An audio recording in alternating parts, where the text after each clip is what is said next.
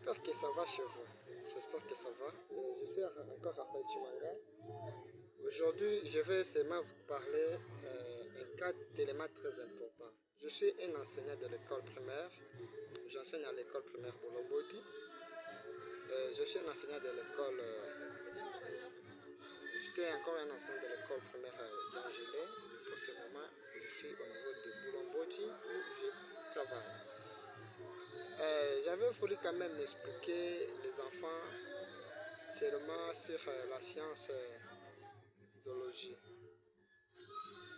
La science zoologie, c'est une science qui étudie la vie générale des animaux. C'est une science qui étudie la vie des animaux colombés. Et parmi ces animaux-là,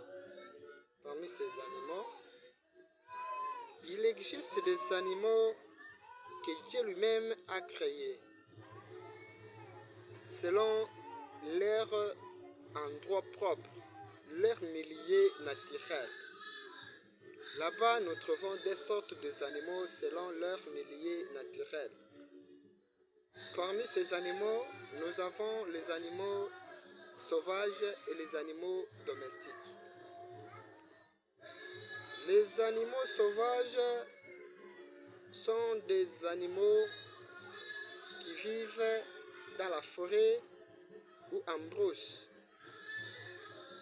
Parmi ces animaux, je peux citer les chimpanzés, je peux citer encore les lions, les léopards, etc., etc. Et puis nous avons encore des animaux autres appelés les animaux domestiques. Ce sont des animaux qui se trouvent tout près des gens, tout près des personnes. Ce sont des animaux qui habitent tout près de nous. Et après ça, parmi ces animaux, nous pouvons citer les lapins, nous pouvons citer les coqs, etc., etc. Et aussi, nous avons les sortes des animaux selon leur morphologie, selon leur forme. Il existe encore des sortes. Nous avons dit d'abord des sortes pour les animaux, selon leur milieu naturel. Et aussi, nous avons encore des sortes pour les animaux selon leur morphologie. Et je voulais expliquer quand même les mots morphologie. Dans les mots morphologie, il y a les mots forme. C'est-à-dire c'est l'étude des formes. Donc là-bas, on parle des formes des animaux. Mais je comprends encore qu'il y a deux formes des animaux. Les animaux vertébrés et invertébrés.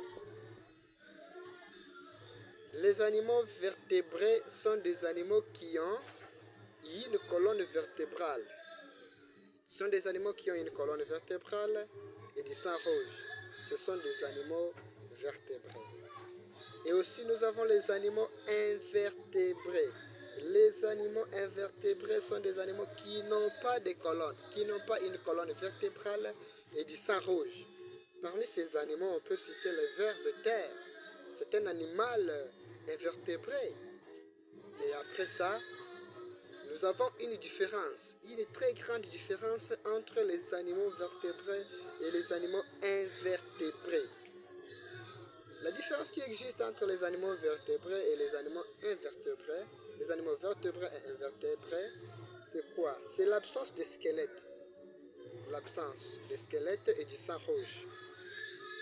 Je ne sais pas si vous avez bien compris. Tu peux dire que non, la différence c'est parce que les animaux invertébrés n'ont pas de sang, n'ont pas du sang et des os, etc., comme vous le dites là. Mais la vraie différence, c'est l'absence de squelette et du sang rouge. Ok. J'espère que je vous ai bien enseigné. Je vous ai bien enseigné. Maintenant, il y aura un temps où je vais commencer à poser des questions. Quand je vais poser la question, j'espère que vous allez me répondre dans le message. Quand vous allez aimer, vous abonner, directement, vous aurez l'opportunité de créer quelque chose. J'espère qu'on est ensemble, on est quand même content. J'ai cherché seulement à enseigner sur la science zoologie. La science zoologie est une science qui étudie la vie des animaux Et parmi les sortes des animaux, nous avons des sortes des animaux selon leur milieu naturel, les animaux domestiques et les animaux sauvages. Et je comprends encore qu'il existe des sortes des animaux selon leur morphologie. Là, on parle des formes, les animaux vertébrés et les animaux invertébrés. Ne vous trompez pas, que personne ne vous trompe, mes frères. Il existe encore les sortes des animaux selon leur classification. Il existe plusieurs animaux selon leur classification. Nous avons 5 classes des animaux. Nous avons 5 classes des animaux. Nous avons la classification des animaux mammifères, reptiles, amphibiens, et aussi euh, nous avons les mammifères 1, nous avons les amphibiens 2, nous avons le reptile 2, le poisson et aussi les bactériens. Je comprends très bien. Les mammifères sont des animaux qui allaitent leurs petits à l'aide d'une mamelle et ça se diffère avec un serpent.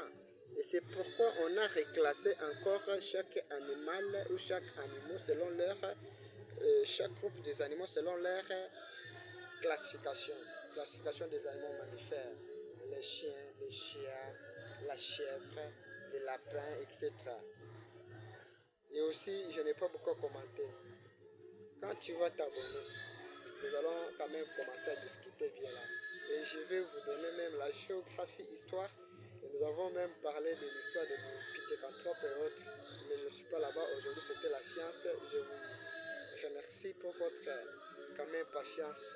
Ne ratez pas vraiment ces bons moments. C'est votre Raphaël qui vous en prie. J'ai dit, mes frères, on est tous les Congolais. Aimez le page. Sandy, même absolument. On va se partager. Je dis et je vous remercie.